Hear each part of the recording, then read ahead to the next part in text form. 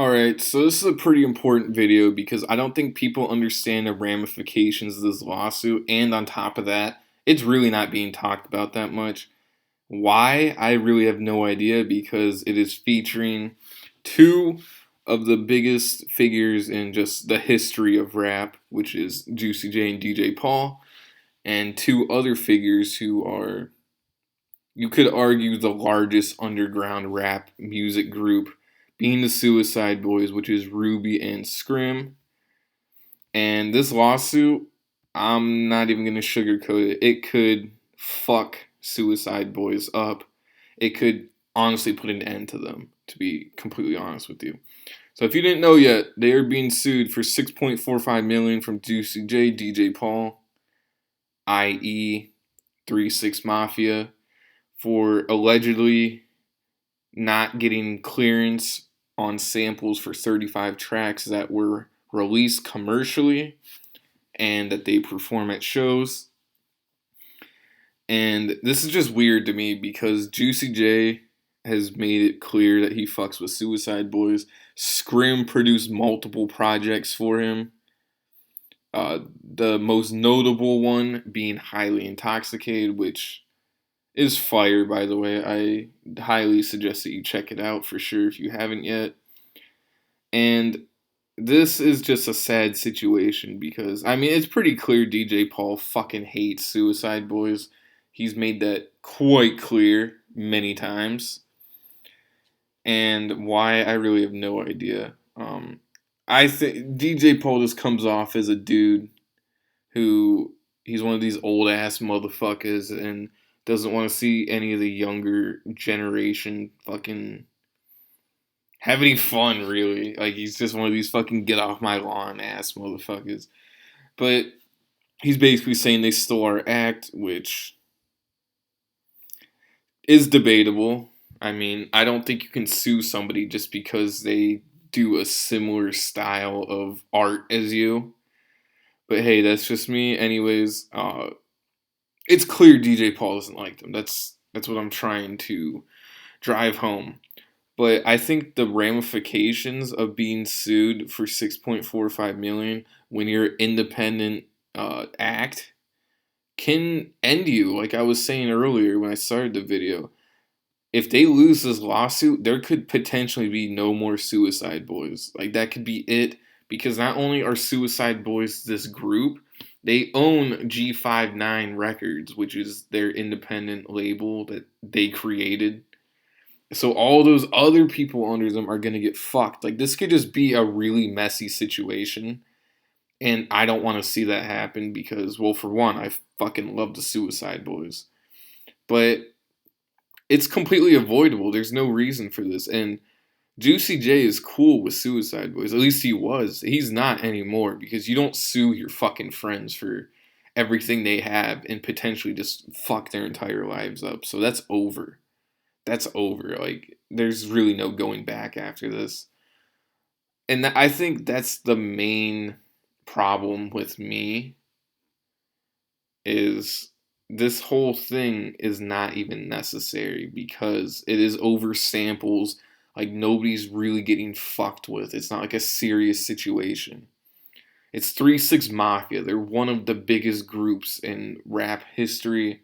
They're one of the most popular. They're one of the most clouded up. They're just the most influential group. Definitely for Southern rap, for sure, because they are from Memphis. And a huge part of Memphis rap in the 90s, in the early 2000s, was the sampling. So it's just kind of ironic coming from them that they are now suing somebody else for using samples when they were notorious for using samples.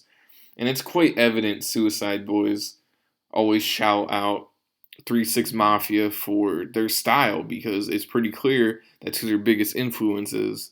And I mean, that's nice because they could be on some designer shit and just completely copy everything Future did. And just be like, no, I made this shit up myself. I have no fucking influence. Fucking bullshit like that. Like, it's totally okay to admit who your biggest influences were. Like, I really don't see the problem with admitting that. But anyways, the ramifications of this lawsuit is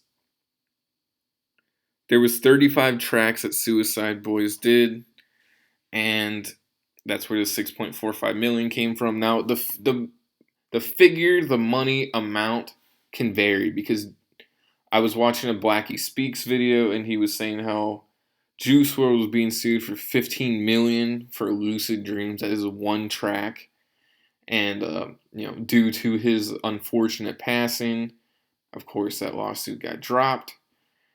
And I think this is a similar situation, except it's multiple tracks. So I don't know if the figure came from streams, if it came from like when they performed it and then they take a percentage of how many of the tracks that was their shit that Suicide Boys used without their alleged permission, or if it's just their straight up net worth. Because if it's the last one, that's really scummy to do. Like, why would you fuck someone's financial situation up just because they didn't give you credit, even though Juicy J has said on many occasions and Scrim their stories match up, that they got verbal clearance, and this just proves you should always get shit in writing, because whenever something goes bad, the people that help you out could just end up fucking you, like in this situation. Once again, I don't think it's Juicy J. I think it's DJ Paul, because DJ Paul doesn't fuck with specifically Scrim, but anybody from G59. Like I said, he's just one of these old ass motherfuckers that don't want the newer age of people to have fun. Even though Suicide Boys aren't the youngest people, I think Ruby's like 30 or something. Like, obviously it's not fucking old, but you know what I mean. Like, their heyday was like the late 90s and early 2000s. So he's one of those just like get off my lawn or whatever. Anyways, I mean,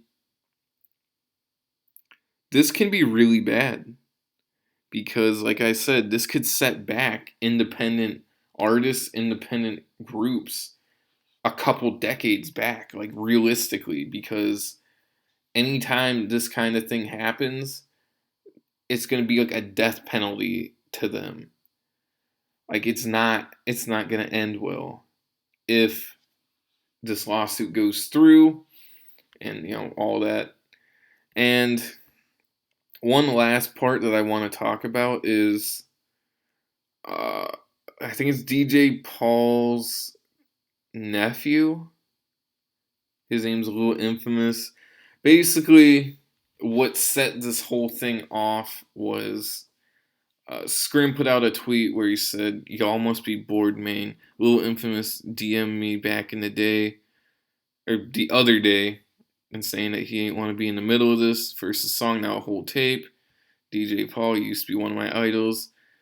Let me make their own music, damn. And I mean, I learned how to sample from you."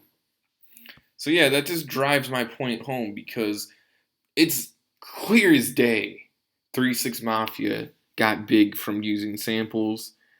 And you could say the same thing for Suicide Boys. They've used a lot of samples. They've used artwork that is for shock value, I'll put it that way.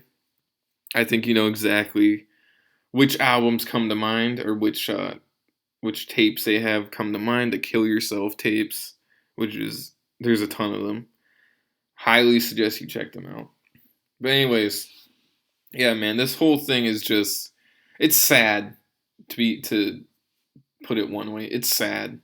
It's sad to say, it's sad to really try to ruin an entire group just because, you didn't get samples, you don't like them to begin with. Like, that's not how you handle business, to me, at least. I mean, I don't fucking know shit. But if you ask me, it's really, really not that fair. But yeah, it's really all I have to say, and I'll see you guys.